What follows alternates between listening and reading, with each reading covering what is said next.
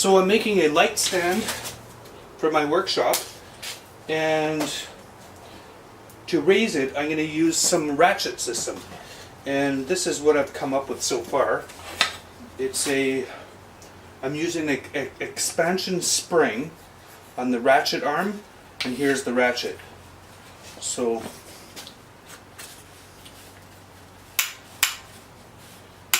goes like that and it locks in. I tried other cuts to see which one was the best, and I like the first three, so I will go with that one. I'm going to build a bigger ratchet arm, and I've already cut out the ratchet.